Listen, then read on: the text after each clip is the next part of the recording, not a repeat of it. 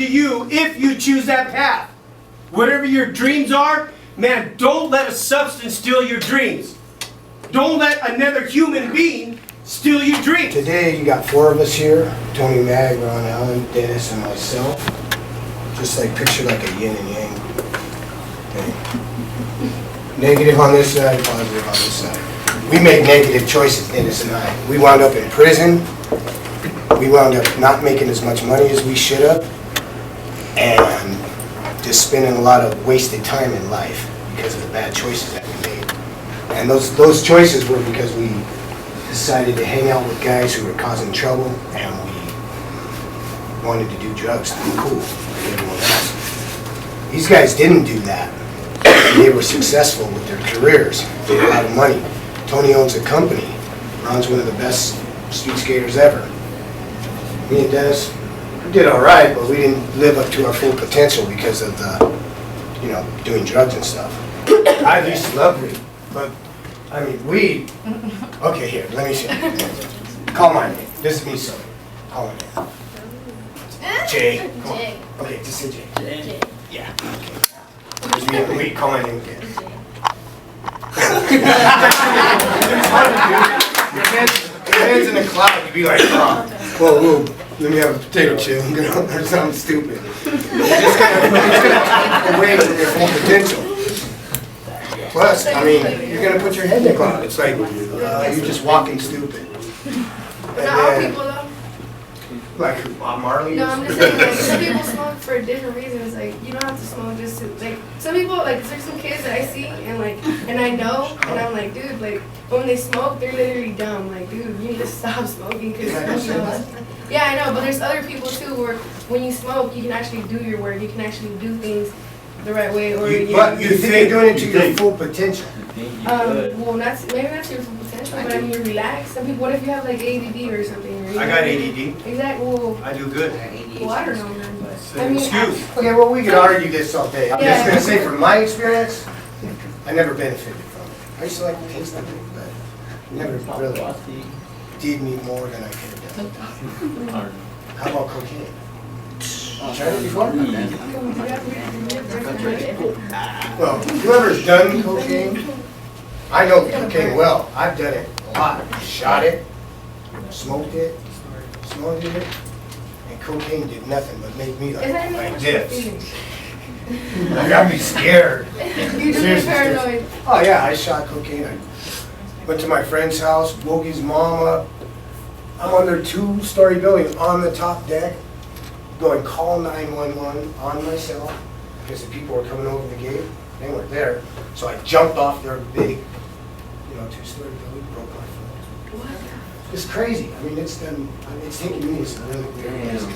Been in hotel rooms where I used to take kilos of coke on airplanes, like all over the United States. Because like after I wasn't making as much money as I should have skateboarding, I still wanted to live that lifestyle. Living on the beach in Hawaii, surfing, not working. So I had to do other things to make up for it. And that was easy to take these 2 kilos to wherever and we'll pay you $3,000. I got caught in Minneapolis with $90,000 from the DEA. I was just happy that they got the money instead of me on the way there with the other stuff. So they took the money and let me go. But, okay, so coke sucks too. Believe me, that was really bad. And meth. That's even worse. That's like, yeah, meth is it's like 10 times worse. Like, it's not even, no. It's just put every rotten chemical together and put it in your body. It's like, special K is worse, I think.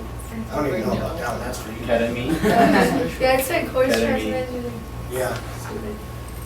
So meth is like, all the people I know on meth, they just stay up for days and days and they just scheme ways to get more meth. And they'll do anything they Yeah, can. Like steal from their friends or their their teeth start falling out. So, I mean, it ages you really bad. And if you think you're going to benefit from doing that drug, you're out of your mind. So now, how about heroin? I hope you guys are doing heroin. I used to love heroin. But heroin, That's gritty. yeah. Oh, well, wish someone would have told me about it, because I used to love it. Listen up, guys. But heroin, I mean, once you start doing it, you'll learn to love it. It will become your God. It will become everything. The first thing you think about in the morning till you got to get some. And I'm not joking. I've been there. Been there on that. You'll do stuff just, I mean, once that sickness comes on, you're like, damn, I gotta get do stuff. And I was lucky I didn't have to rob and steal from people because I had money. Always maintained a little bit of cash flow coming in. But I was spending all my money on that drug. And it got to the point that I would just sit at home and get high all day. Not even go out and do stuff like I used to when I first started doing it. And basically what I'm just saying is all those drugs, including alcohol. Alcohol will turn you into a wino when you're shaking in the morning and you have to have it. So that's probably the worst one for you. It attacks your liver, it'll kill you. It'll make you a wino under a bridge, wherever. So I just wanted to tell you about those drugs.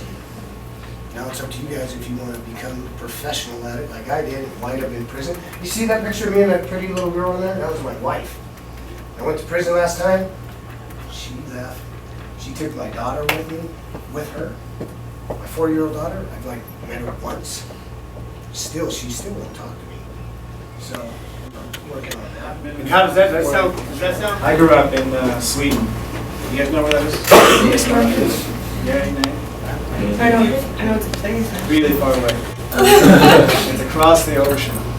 So when I grew up in the 70s, I'm old too, just like these guys. I used to watch Dennis in the magazines. You know, he was a big star. Same with Jay. You know, like these guys were the best there were, with a few other guys. And I really wanted to be like these guys. I came from a really small town, and was just trying to figure out how to ride a skateboard and get good at it. I got good at it in Sweden. And then I came over here when I was your guys' age, 16.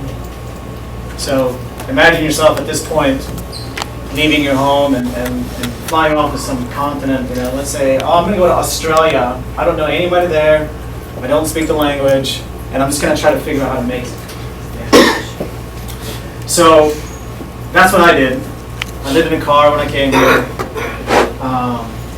But when I was growing up in Sweden, we skated a lot downtown, and drugs are pretty prevalent in Sweden too. The place that we used to skate used to have these heroin addicts that were running around, and there were always these crazy people that we avoided, as much as we could. But we were kind of in the same area, so we sort of had some interactions with them. So drugs for me was a really easy choice. Like Jay said, there's so many drugs out there. He obviously came here after a lifetime of having experimented probably with all of them. Comes here and says, he's also lucky enough to be alive. Most of the guys that do this kind of stuff, they don't survive. If they do survive, they're generally in prison. Or change their next. Yeah. And then even if they get out, even if they do survive, to have the courage and the wherewithal to come to a place like this and to say, yeah, I kind of screwed things up, it takes a lot of courage. These guys are amazing. Dennis put together this whole program for you guys to hopefully not go down that path, So Dennis calls me up, and I'm the guy that comes and tries to tell the other side of the story, right? So anyway, drugs for me was very easy. It's so clear that drugs is only going to destroy your life. It isn't going to do anything good for you. So when I came to California, Dennis was actually the first guy that saw that I was pretty good at skateboarding and gave me a free skateboard. So I'm like, wow, cool, I should be best friends with this guy, right? And I hung out with him for a hot little minute there, but he was, we kind of just crossed paths for a little bit. He was off doing drugs, shortly thereafter. So there was no reason for me to hang out with him. Even though this was like the guy that kind of discovered me in a sense. Because I became a really good skateboarder at a certain point. And being in skateboarding, like Ron will come up here in a minute and tell you guys about this too, is we've been around a lot of parties and a lot of drugs. I've seen it all go down. I've had countless opportunities to do that. But it was just such an easy choice for me. It wasn't going to help me do anything for my career, for me, for the things that I wanted to do. So why would I mess with it? You never really tried anything else? I've never done any drug of any kind. Nothing? Nothing. That's what's up. All right. And I started making skateboards in the garage with a buddy of mine. So we were making skateboards 10 at a time and selling them to whoever we can sell them to. We started with a few $100s, a company of size today, we sell shoes in, I don't know, 50 different countries, 2,000 stores around the US, you know, like, so if you stay with something and you're committed and passionate about it, you can build anything. I didn't understand all the choices that were supposed to be made when I was in high school. I like skateboarding, so that was kind of cool, but when I was in high school, there was just as many influences as, you guys have now. I think especially for young people like minority, I hate to use minority because I don't think we're the minority no more, but I think there's a lot of influences in our culture sometimes that get us to like think that we're supposed to be a certain way. There's TV shows that tell you watch like a reality show, they got liquor on there and people are acting stupid, or you see different things, and it's always based off of like liquor and drugs, and especially in our culture. And so, you see dreads on my head, and immediately when you see somebody with dreads, immediately the first thing you think is, oh, pot smoker, he's gonna smoke some weed with us, we're gonna sit down, he's got dreads on his head. But to me, it's not about that. So I think that's one of the first things in our culture that we sort of misconstrued, that people think that because you have dreads on your head immediately, you guys don't know how many times people hit me up for weed, okay? Straight up, like, I'll be walking down the street, hey, you got weed? Why? Is it because of the hair on my head? If you think about the hair on my head, it's like the roots of a tree. You put me upside down, this goes everywhere. And the reality of having roots on your head is also having roots in your heart. And the roots that I have in my heart is to respect my family, my mom, my dad, those people, my brothers, my sisters, everybody is based on respect. And I think that sometimes, especially nowadays in this generation where everything happens so fast, you want to call your friend, you hit a button, boom, on the cell phone. Do everything you can nowadays. But what doesn't happen fast is growing up. And what doesn't happen as fast as we want it to is learning lessons. Sometimes, like you're here with Jay and Dennis, learning lessons for them took a long period of time. And now that they've learned, they're great human beings.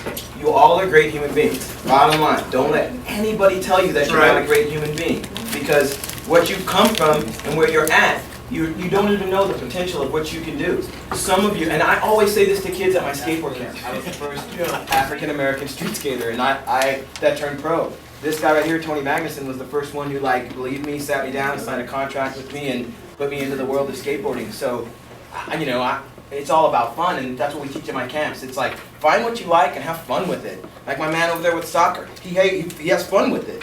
If you might figure out the stuff you have fun with could be the passion that you have, and then the next thing you know, you're just rolling right into it. Check yourself. You never know what you have. There's a question. How long have you been in scene? How long have I been in scene? I've been in scene almost 30 years. I started freestyling when I was like 16, 17. I started in ska. I was like a ska. I was a ska person. I'll kick a freestyle if that's okay, Dennis. We got a minute. Okay, a minute.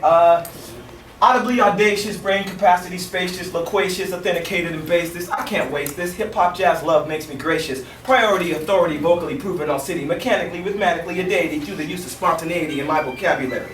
Thank you. You guys, you gotta fill out those forms, because if we take a trip to Osiris factory and you don't have it signed, you don't go. We're going to the prison. You guys have to fill out the form, and also that we're gonna fill. Every next Friday. Guys, also, if you want to be mentored, we run a mentorship program, so talk to me if you want to get them, we'll help you on the way. Good luck. Have fun.